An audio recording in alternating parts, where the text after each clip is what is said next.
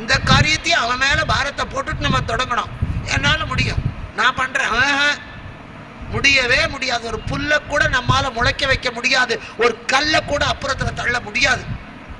எல்லாம் அவன் செயல். முயற்சி தான் நம்முடையது, முடிவு அவனுடையது. நீ விதைய போடு, விளைச்சலை நான் பார்த்துக்கிறேன்.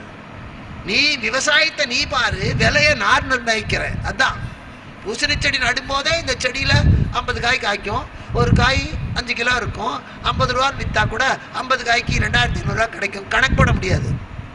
அதுல எத்தனை காய் காய்க்குமா பட்டு போகுமா தெரியாது. நீ விளைச்சலை அதிகரி, விலையை நான் நிர்ணயிக்கிறேன்.